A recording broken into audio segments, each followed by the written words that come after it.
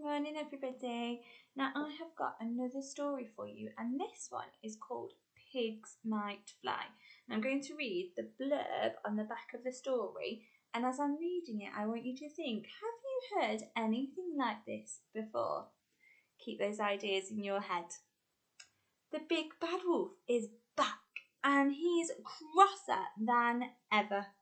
He's still sore from the first time he met the three little pigs, and he wants revenge. So when the pigs enter a pie-in-the-sky air race, the wolf is determined to win.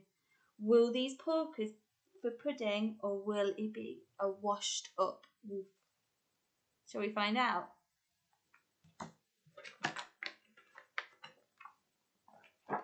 This is Waldo. Waldo was not the cleverest of pigs, and he never learnt by his mistakes. After his straw house, he tried to build a straw television and even a straw bicycle. This is Woody.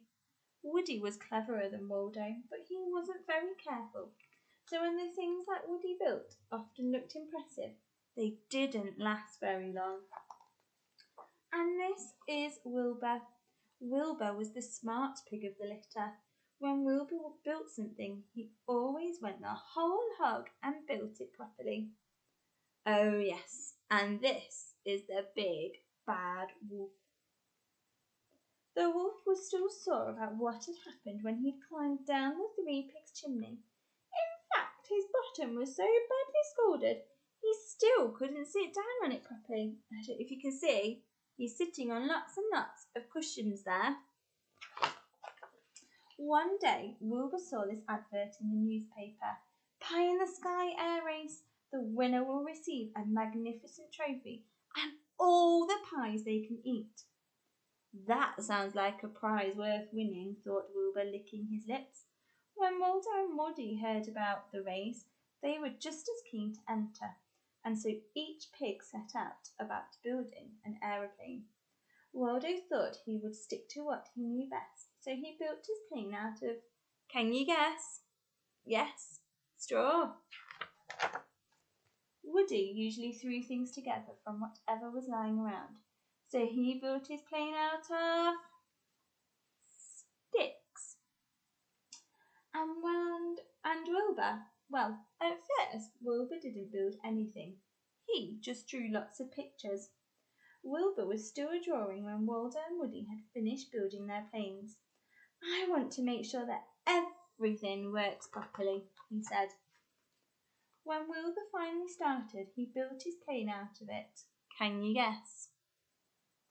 No, not bricks. Who ever heard of an aeroplane made out of bricks? He built it out of metal, of course. And all this time, the big bad wolf had been spying on the pigs. At last he grinned, my chance for revenge. I'll stop those pigs from hogging all the glory, he thought. I'll win that air race, then I'll wolf down those pies and have those three porkers for pudding. On the day of the race, all the aeroplanes were lined up and ready to go. The big bad wolf had brought along his own plane and was wearing a sheepskin flying jacket and a hat in disguise. He sneaked around the back of Wilbur's jet and drained out all of the fuel. What do you think might happen? Let's find out. A horn sounded and the race began. Waldo's aeroplane wobbled down the runway. Woody's aeroplane rattled down the runway. But Wilbur's aeroplane didn't move at all. Waldo's straw aeroplane had only made it halfway down the runway when the wolf came speeding up behind him. Let me win, little pig, let me win, he shouted. Not by the hair on my chinny chin chin, called Waldo. Then I'll vroom and I'll zoom and I'll smash your plane in, cried the wolf. And he drove his jet, whoosh, right through the middle of Waldo's aeroplane and took off into the sky. Woody's aeroplane had started well, but it began to fall apart in the air when the wolf came whizzing up. Let me win, little pig, let me win, he shouted. Not by the hair on my chinny chin chin, called Woody. Then I'll vroom and I'll zoom and I'll smash your plane in, cried the wolf. And he drove his jet crash right through the middle of Woody's aeroplane, and it smashed into pieces. The wolf was now so sure he was going to win the race that he decided to show off a bit. Look at me, he cried, and he looped the loop. He had just finished his daring display when, whee! Who should come flying past but the 3 little pigs? Wilbur had refueled his jet and picked up the others. Now they were ahead of the wolf. The wolf was furious. Let me win, little pigs, let me win, shouted the wolf. Not by the hairs on our chinny chin chin, called the pigs. Then I'll vroom and I'll zoom and I'll smash your plane in, cried the wolf. But try as he might, the wolf could not bring down Wilbur's aeroplane. Right, thought the wolf. If that plane is going to win, then I'm going to be the one flying it. So he jumped out of his plane and landed behind the huge barrel at the back of Wilbur's jet.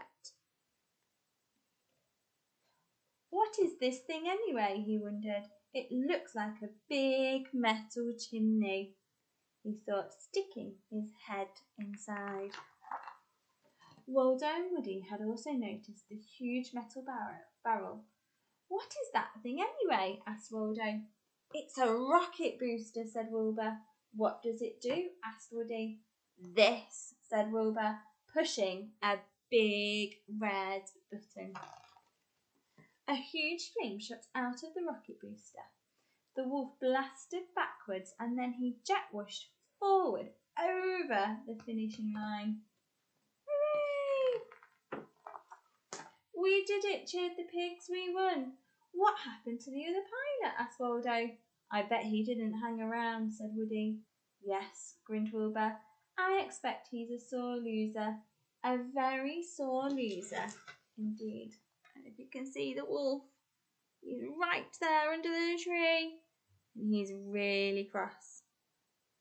I really hope you liked that version of the pig story. Did you notice any similarities and differences between this one and the 3 Little Pigs story?